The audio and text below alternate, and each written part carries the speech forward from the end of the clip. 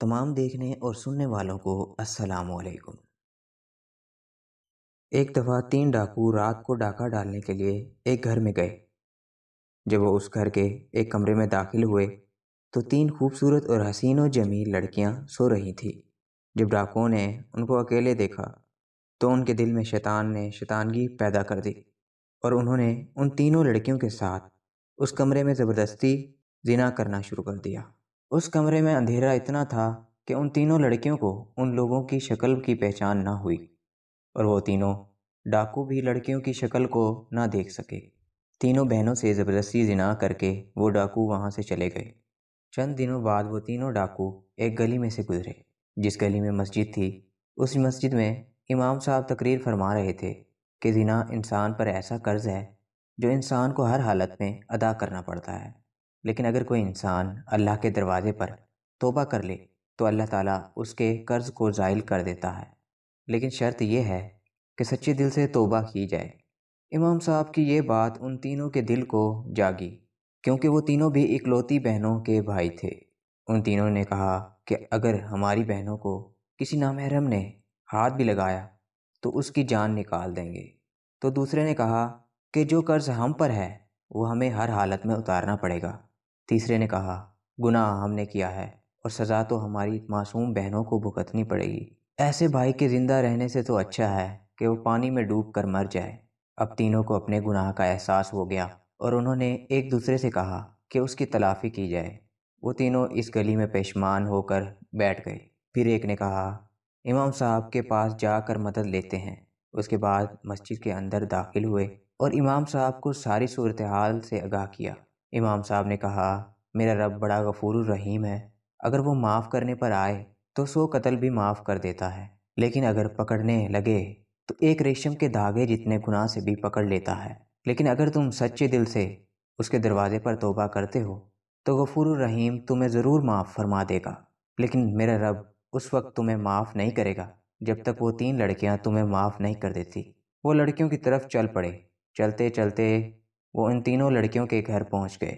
جب وہ تینوں ڈاکو وہاں پہنچے تو انہوں نے دروازہ کھٹکھٹایا تو ایک بہن باہر آئی اور دروازہ کھولا اور پوچھا تم کون ہو اور یہاں کیا کرنے آئے ہو؟ تو ان تینوں میں سے ایک نے کہا ایک ضروری کام تھا جس کو پورا کیے بغیر ہمیں سکون نہیں آئے گا۔ ان کی باتوں سے اس لڑکی کو تسلی ملی اور وہ تینوں کو اندر لے گئی۔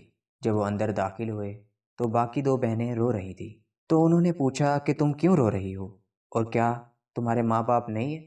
تو انہوں نے کہا کہ ہمارا ایک بزرگ باپ تھا، ایک رات وہ کسی کام سے باہر گیا تو 3 ڈاکوؤں نے ہم پر حملہ کر دیا اور ہم تینوں کو اکیلا پا کر ہم سے زیادتی کی، اور جب یہ خبر ہمارے بوڑھے باپ نے سنی تو یہ بات برداشت نہ کر سکا اور وہ اسی وقت اس دنیا سے رخصت ہو گیا۔ یہ سن کر ان تینوں میں سے ایک بولا کہ تم ان تینوں آدمیوں کو جانتی ہو جنہوں نے تمہارے ساتھ یہ ظلم کیا ہے؟ تو ان تینوں نے کہا اندھیرے کمرے میں جب انہوں نے ہم سے زبردستی زنا کیا تو ہم ان کی شکل نہ پہچان سکیں۔ اگر آج وہ ہمارے سامنے آ جائیں اور ہم ان کو پہچان لیں تو ہم ان کے ٹکڑے ٹکڑے کر دیں گے، اور اس کے بعد ہم اپنے پیٹ میں پلتے ہوئے ان کے بچوں کو بھی قتل کر دیں گے، کیونکہ جن کے نامعلوم باپ کا کردار ایسا تھا تو بڑے ہو کر وہ بڑے مجرم بنیں گے۔ یہ سن کر ان تینوں میں سے ایک ڈاکو نے کہا کہ اس رات تم سے زبردستی زنا کرنے والے ہم تینوں تھے۔ یہ سن کر ان تینوں کے پیروں تلے زمین نکل گئی اور ایک بہن نے خنجر اٹھایا اور ایک ڈاکو کی گردن پر رکھ دیا اور کہا کہ تمہاری وجہ سے ہم نے اپنے بوڑھے باپ کو کھو دیا، ہمارے کردار کو تم نے خاک میں ملا دیا، اب تمہارا اس دنیا میں رہنے کا کوئی حق نہیں۔ تو دوسرے نے کہا کہ واقعی ہم سے بہت بڑا گناہ ہوا ہے، لیکن ہم اس کی تلافی کرنے کے لیے ہی تمہارے پاس آئے ہیں۔ اگر ہم اپنے گناہ کی توبہ نہ کرتے تو ہم دوبارہ اس گھر میں کیوں آتے اور اپنے گناہ کے بارے میں بھلا تم کو کیوں بتاتے؟ یہ سن کر اس نے کہا کہ تم اپنی غلطی کی اصلاح کیسے کر سکتے ہو؟ تو انہوں نے کہا کہ ہم تم تینوں بہنوں سے شادی کریں گے اور اسی طرح ہم اپنے بچے کو ایک باپ کا نام دیں گے۔ پھر وہ لڑکیاں بھی ان کی اس بات پر رضامند ہو گئیں اور ان سے شادی کرنے کے لیے تیار ہو گئیں۔ لیکن تھوڑی دیر بعد ان ڈاکوؤں میں سے ایک ڈاکو نے کہا کہ ہم نہیں جانتے کہ ہم میں سے کس ڈاکو کا کس لڑکی کے پیٹ میں بچہ پل رہا ہے۔ یہ بات سن کر سب پریشان ہو گئے۔ تھوڑی دیر سوچنے کے بعد انہوں نے کہا ہم امام مسجد کے پاس چلتے ہیں اور انہی سے اس مسئلے کا حل نکال لیتے ہیں۔ پھر ایک نے کہا ہم امام صاحب کو یہاں بلا لیتے ہیں۔ ان دونوں نے اس کی بات پر اتفاق کر لیا۔ پھر ایک ڈاکو امام صاحب کو لے کر حاضر ہوا اور امام صاحب کو تمام صورتحال سے آگاہ کیا۔